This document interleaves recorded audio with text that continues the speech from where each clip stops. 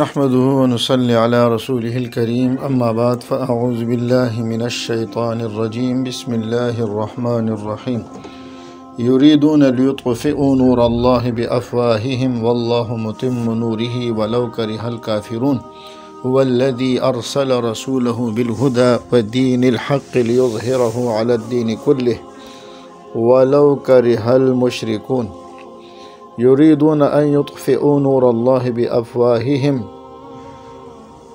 والله يريد أن يتم نوره ولو كره الكافرون۔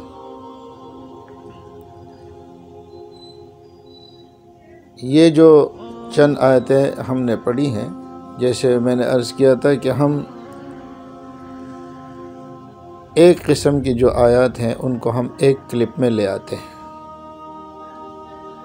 اللہ تعالیٰ نے فرمایا یریدون لیطفئوا نور اللہ بافواہہم، یہ مشرکین اور کفار اور معاندین اسلام یہ چاہتے ہیں کہ وہ اللہ کے نور کو، نبی علیہ الصلوۃ والسلام جو شریعت لے کر آئے ہیں، وہ اس شریعت کو، وہ اس نور کو بجھا دے، یعنی اس شریعت کو مغلوب کر دے۔ واللہ متم نورہ، اور اللہ اپنے نور کو تام کرنے والے ہیں، پورا کرنے والے ہیں، اگرچہ کافروں کو یہ بات ناگوار گزرے۔ اور اس کے بعد والی آیت میں فرمایا اللہ کی ذات وہی ہے جس نے بھیجا اپنے رسول کو ہدایت اور نور حق کے ساتھ، دین حق کے ساتھ، تاکہ اللہ تعالیٰ اس دین کو تمام ادیان پر غالب کر دے، اگرچہ مشرکین کو یہ بات ناگوار ہو۔ تیسری جگہ اللہ تعالیٰ نے فرمایا هو الذي أرسل رسوله بالهدى ودين الحق ليظهره على الدين كله وكفى بالله شهيدا۔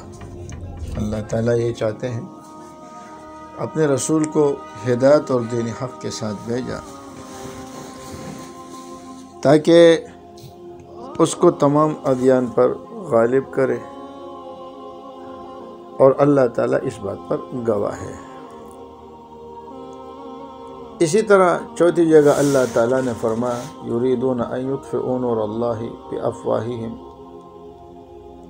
وہ اللہ کے نور کو اپنے پھونکوں سے بجھانا چاہتے ہیں۔ وَيَأْبَى اللَّهُ إِلَّا أَن يُتِمَّ نُورَهُ، اللہ تعالیٰ اس بات کا انکار کرتے ہیں مگر یہ کہ اپنے دین کو غالب کر دے، یعنی اللہ کا ارادہ دین کے غلبے کا ہے۔ اور اس طرح قرآن کریم کے اشارات سے یہ بات ثابت ہوتی ہے کہ اللہ تعالیٰ اس دین کو غلبہ دینے والے ہیں۔ دیکھیے دوسرے جتنے بھی انبیاء کرام گزرے ہیں ان کے ذمے یہ ذمہ داری تھی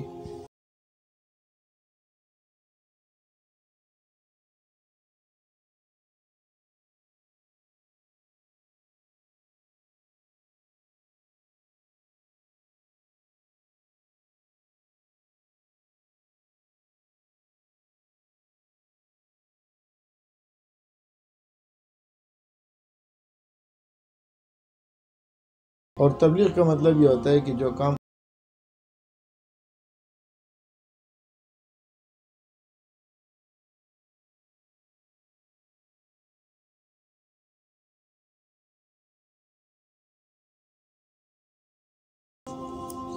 اور وہ یہ تھا کہ صرف پہنچانا نہیں ہے، صرف ڈرانا نہیں ہے، صرف بشارت دینا نہیں ہے، بلکہ اس کے ساتھ ایک چوتھی ذمہ داری بھی تھی، اور وہ تھا کہ اسلام کو غالب کر دے۔ لیظہرہ علی الدین کلہ، اظہار اسلام علی الادیان، یا غلبہ اسلام علی الادیان۔ اور اسی کے تحت اللہ رب العزت نے جہاد کو بھی مسلمانوں پر لازم قرار دیا تاکہ اسلام کا غلبہ کھل کر سامنے آ سکے۔ اس آیت کو جب ہم دیکھتے ہیں تو معلوم ہوتا ہے کہ رسول اللہ صلی اللہ علیہ وسلم وہ اس دین کو غالب کریں گے، اور کر گئے۔ آپ نبی علیہ السلام کی مبارک زندگی کو دیکھیں تو اس مبارک زندگی میں کتنی تیزی کے ساتھ اسلام پھیلا۔ جس مکے سے صحابہ کرام نکلنے پر مجبور ہوئے تھے، کوئی 8 سال کے بعد اس مکے پر مسلمانوں کی حکومت تھی۔ بادشاہوں کو خطوط لکھے اور وہاں ان کو بھی اسلام کی دعوت دی، اور جہاد عام ہو گیا، اور مسلمانوں کا سکہ پورے عرب میں چمکنے لگا، غالب آنے لگا۔ بڑے بڑے سورما مسلمانوں کا مقابلہ نہیں کر سکتے تھے۔ تو اللہ نے فرمایا، اللہ نے اپنے رسول کو بھیجا تاکہ دین حق کے ساتھ، تاکہ اللہ اس کو تمام ادیان پر غالب کر دے۔ تو عرب میں تو اسلام پھیل چکا تھا، دور دور تک بھی اسلام جا چکا تھا، اور پھر صحابہ کرام کے دور میں پورے دنیا کے اندر اسلام کو پھیلا دیا۔ اب اللہ کا وعدہ کیا تھا؟ لِيُظْهِرَهُ عَلَى الدِّينِ كُلِّهِ، تاکہ اللہ تعالیٰ اسے تمام ادیان پر غالب کرے۔ تو معلوم ہوا کہ نبی علیہ یعنی کہ یہ رسول جب آئیں گے، اور آئے نبی علیہ السلام جب آئے تو اس وقت تمام ادیان کی موجودگی ضروری ہے، اور شروع میں وہ ادیان غالب ہوں گے، اور پھر نبی علیہ السلام کے ذریعے یہ دین تمام ادیان پر غالب آ جائے گا۔ دنیا نے دیکھا کہ نبی علیہ السلام تمام ادیان پر غالب آئے جو اس زمانے میں تھے، جیسے مشرکین تھے، جو بت پرست تھے، یہود تھے، نصارہ تھے۔ آپ سیرت پڑھیں، اسلامی تاریخ پڑھیں، نبی علیہ السلام ان تمام پر غالب آئے۔ تو اس سے بھی معلوم ہوتا ہے کہ یہ دین آخری دین ہے، یہ مذہب آخری مذہب ہے، یہ شریعت آخری شریعت ہے، اس لیے کہ یہ تب آئے گا جب تمام ادیان کے اوپر یہ غالب ہو جائے گا۔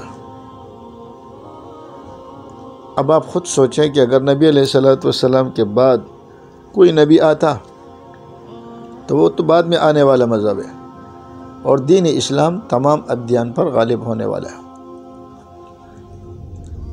اور اللہ نے ترتیب یہ رکھی ہے کہ جب مسلمان نبی علیہ السلام کے طریقوں پر چلیں گے، شریعت پر چلیں گے، عمل کریں گے، تو اللہ تعالیٰ نے ان لوگوں کو وعدہ دیا ہے، وعد اللہ الذین آمنوا منکم وعملوا الصالحات لَيَسْتَخْلِفَنَّهُمْ فِي الْأَرْضِ۔ حکومت بھی مسلمانوں کے پاس ہے، یہ غلبہ بھی مسلمانوں کا رہا ہے، یہ اللہ کے ہاں ایک معیار ہے، ایمان اور عمل صالح۔ پھر اللہ حکومت بھی دیں گے، اور جیسے جیسے مسلمان کمزور ہوتے گئے تو وہاں حکومت ان کے ہاتھ سے نکلتی چلی گئی۔ تو ایمان والوں کے لیے اللہ تعالیٰ نے یہ وعدہ رکھا ہے، لیکن اس کا جو مکمل غلبہ ہوگا، جس کے بارے میں اللہ نے فرمایا لِيُظْهِرَهُ عَلَى الدِّينِ كُلِّهِ، یہ مکمل غلبہ حضرت عیسیٰ علیہ السلام کے مبارک دور میں ہوگا، اور وہ تمام ادیان پر اس دین کو غالب کر دیں گے جو نبی علیہ السلام لے کر آئے تھے۔ اور اس وقت فرمایا لم يقبل الا الاسلام، اسلام کے سوا وہ کسی اور مذہب کو قبول ہی نہیں کریں گے۔ جیسے ہے نا کہ اسلام قبول کرو، نہیں ہے تو جزیہ دو، نہیں ہے تو جنگ کے لیے تیار ہو جاؤ، وہاں جزیہ کی بات نہیں ہے، جسے حدیث میں آتا ہے وَيَضَعُ الْجِزْيَةَ وَيَضَعُ الْحَرْبَ، وہ جنگ کو موقوف کر دیں گے، سارے مسلمان ہو جائیں گے، جزیہ تو لیا ہی نہیں جائے گا۔ دو ہی بات ہے، یا اسلام لے آؤ یا جنگ کے لیے تیار ہو جاؤ، تو اس وقت سارے کے سارے مسلمان ہو جائیں گے، اور ایک ہی دین کے پیرو ہوں گے، اور وہ ہے دین اسلام۔ تو عیسیٰ علیہ السلام آئیں گے، لیکن وہ امتی بن کر آئیں گے، اور اس دین کے اظہار اور اس کے غلبے کے خاطر آخری زمانے میں وہ آئیں گے۔ تو اس آیت سے مراد یہ ہے لِيُظْهِرَهُ عَلَى الدِّينِ كُلِّهِ۔ علماء فرماتے ہیں کہ دین کا غلبہ تو وقتاً فوقتاً ہوتا رہے گا، لیکن جو کامل غلبہ ہے وہ حضرت عیسیٰ علیہ السلام کے زمانے میں ہوگا، اور وہ اسی دین کو غالب کریں گے۔ لیکن مرزا قادیانی نے اس آیت کو اپنے اوپر فٹ کرنے کی کوشش کی ہے کہ یہ میرے زمانے میں ہوگا۔ پھر پورے سورہ صف اس کے بیٹے ہیں نا، تو پھر یہ ہے کہ مرزا قادیانی نے اتنا گند نہیں مچایا جیسے اس کے اولاد نے کیا ہے۔ بشیر الدین محمود اور مرزا بشیر احمد ایم اے، انہوں نے مرزا قادیانی کو بھی پیچھے چھوڑا ہے، اور اس سے مراد مرزا قادیانی لینے کی کوشش کی ہے۔ اور یہ جو حدیث ہے کہ عیسیٰ ابن مریم آئیں گے اور ان کی جو علامات ذکر کی گئی ہے وہ انشاءاللہ حیات مسیح میں ہم ذکر کریں گے۔ اس میں انہوں نے جو توڑ مروڑ کی ہے، اللہ کی پناہ، الامان والحفیظ، جتنا جھوٹ انہوں نے بولا ہے، اور آج تک قادیانی کھل کر جو جھوٹ بول رہے ہیں، اللہ ہمیں ان کے شر سے محفوظ رکھے۔ لیکن چلیے کچھ دیر کے لیے آپ قادیانیوں کے موقف پر سوچیں۔ تسلیم تو ہم نہیں کر سکتے کہ نعوذ باللہ علی سبیل التنزل تسلیم کرے، تسلیم نہیں کرتے۔ کچھ دیر کے لیے سوچیں کہ اگر اس سے مراد مرزا قادیانی تھے تو ہم نے یہ دیکھنا ہے کہ وہ اخیر میں جو آنے والا ہے وہ اگر مرزا قادیانی ہے تو مرزا قادیانی کے زمانے میں کیا یہ دین تمام ادیان پر غالب آیا؟ یا چلیے مرزا قادیانی کا جو مذہب ہے کیا وہ تمام ادیان پر غالب آیا؟ اگر آپ قادیانی تاریخ کا مطالعہ کریں، قادیانی کتب کا مطالعہ کریں، تو یہ بات روز روشن کی طرح واضح ہو جاتی ہے کہ مرزا قادیانی خود اپنی کتابوں میں اس بات کا اعتراف کرتا ہے۔ اور یہ ایک الگ موضوع ہے، انشاءاللہ جب انگریز کی خدمات، اس پر کئی قسطیں بنیں گی، جب ہم اس کا ذکر کریں گے تو آپ کو پتہ چل جائے گا۔ مرزا قادیانی بار بار انگریز کو خطوط لکھ رہے ہیں، اور اشتہار لائق توجہ گورنمنٹ، یہ جتنے اشتہارات مجموعہ اشتہارات میں یا مرزا قادیانی کے روحانی خزائن میں ہیں، یہ اشتہارات آپ ضرور پڑھیں کہ اس میں انہوں نے گورنمنٹ کی کتنی چاپلوسی کی، اور کیوں نہ کرے، اس لیے کہ ان کو نبوت دینے والے لوگ ہی وہی ہیں، ان کو منتخب ہی ان لوگوں نے کیا ہے۔ اگر یہ ان کی تعریف نہ کرے تو ان کی مذمت کہاں کر سکتے ہیں؟ ملکہ معظمہ دام اقبالہا، اور یہ ہے کہ یہ اس حکومت کو، انگریز کی حکومت کو، مکہ اور مدینہ سے بھی نعوذ باللہ افضل قرار دیا ہے، اور ملکہ معظمہ کے لیے نعوذ باللہ فرشتے بھی دعائیں کرتے ہیں۔ یہ گورنمنٹ ہمارے لیے ابر رحمت ہے، یہ گورنمنٹ ہمارے لیے باران رحمت ہے، سایہ عاطفت ہے، اور پتہ نہیں کیا کیا الفاظ انہوں نے اس گورنمنٹ کے لیے، ان کی غلامی کے لیے چنے، وہ آج بھی ان کی کتابوں میں موجود ہے۔ موضوع بہت تفصیلی ہو جائے گا۔ تو خود مانتا ہے کہ سب سے پہلا غلام میرا باپ تھا، اور 1887 کے جنگ میں انہوں نے 50 گھوڑے بھی دیے اور بندے بھی لڑنے کے لیے دیے، اور ان کی اطاعت کو اپنے اوپر فرض قرار دیا۔ جو الفاظ میں کہہ رہا ہوں ان سب کے حوالے ہمارے پاس موجود ہیں، اور ان کے بیعت کے لیے بھی بنیادی شرائط میں سے ایک شرط یہ بھی تھی کہ انگریز گورنمنٹ کی وفاداری کریں گے۔ ان کے لیے چندوں کے اعلانات بھی کرتے رہے، حالانکہ جو لیظہرہ علی الدین کلہ، تو ہمارا سر شرم سے جھک جاتا ہے کہ اتنی بڑی غلامی کے باوجود وہ یہ کہتا ہے کہ جی میں نے دین کو غالب کر دیا۔ یہ بھی ایک ریکارڈ موجود ہے کہ مرزا قادیانی جب آیا تھا اس وقت وہاں عیسائیوں کی تعداد کتنی تھی، اور مرزا قادیانی کے واصل جہنم ہونے کے بعد وہاں تعداد کتنی تھی۔ بلکہ ایک دعا میں تو وہ یہ بھی کہتا ہے کہ اگر انگریز کی کسی کے ساتھ لڑائی اور جنگ ہو جائے اور میں موجود نہ ہوں تو میں ایڈوانس میں دعا کرتا ہوں کہ اللہ انگریز کو فتح عطا فرما دے۔ تو اس کو آپ یہ سمجھتے ہیں کہ میں نے دین کو غالب کر دیا؟ کیا غلبہ دیا ہے تو نے دین کو؟ اسلام کو تو نام ہی نہیں لے سکتا تھا، ہر وقت گورنمنٹ سے تمہاری ٹانگیں کانپا کرتی تھی، اور وہ تمہیں گھاس بھی نہیں ڈالتے تھے، اپنا جو کام تھا وہ کام تم سے لیا، اور پھر بعد میں ان کے خلفاء سے لیا۔ مرزا قادیانی کہتے ہیں کہ ہمیں تو قادیان کی دھوپ بھی اچھی لگتی ہے، لیکن اس کا بیٹا وہاں سے لاہور آیا، قادیان کی دھوپ کو کیوں چھوڑا؟ اور اب یہ ہے کہ ان کے خلفاء یورپ میں پل رہے ہیں، یورپ میں بڑھ رہے ہیں، اور دعویٰ ان کا یہ ہے کہ ہم سب پر غالب آ چکے ہیں۔ پھر جب ہم یہ اعتراض کرتے ہیں تو کہتے ہیں نہیں، اس غلبے سے مراد حکومت نہیں ہے، اس سے مراد دلائل کے اعتبار سے غلبہ ہے۔ لیکن اللہ کا لاکھ لاکھ شکر ہے کہ مرزا قادیانی کی کتابیں موجود ہیں اور اس کے دلائل بھی موجود ہیں۔ مرزائی کہتا ہے کہ مرزا قادیانی کو بڑا علم دیا گیا تھا، اور کوئی مرزا قادیانی کا سامنا نہیں کر سکتا تھا۔ جب آپ مرزائی کتب پڑھیں گے تو یہ شخص جو کہتا ہے کہ مجھے اشجع الناس الہام میں کہا گیا ہے کہ تو سب سے زیادہ بہادر ہے اور تو اللہ کا شیر ہے، جری اللہ فی حلل الانبیاء ہے، لیکن اس کے غلبے کا حال یہ ہے کہ زندگی بھر میں حج نہ کر سکا، حرمین کی زیارت نہ کر سکا، پیر مرعلی شاہ کا مقابلہ نہیں کر سکا۔ کون سا غلبہ ہے جو آپ نے دیا ہے اپنے عقیدے کو اور اپنے مذہب کو؟ اور دلائل وہ کون سا مناظرہ ہے جب تمہیں علماء کہتے تھے کہ سامنے آؤ، تم آ نہیں سکتے تھے؟ ان کی کتابوں کا مطالعہ کریں گے تو آپ کو معلوم ہوگا۔ ہمارے پاس قادیان میں آئے کہ 1 سال رہو تو تم پر دین واضح ہو جائے گا، ہمارے پاس قادیان میں آ کر کے 2 سال رہو، 10 سال رہو۔ کسی کے پاس اتنا ٹائم ہے جو آ کر کے تجھے سمجھنے کے لیے قادیان میں 10 سال تک رہے اور نشانات دیکھو؟ تیرے نشانات ہم نے دیکھے، تیری کتابوں میں موجود ہے۔ اور یہ ہے کہ میرے مقابلے میں تفسیر لکھو، تم بھی بیٹھو تفسیر لکھو، میں بھی بیٹھتا ہوں تفسیر لکھتا ہوں، جس کی تفسیر اچھی ہوگی وہ سچا۔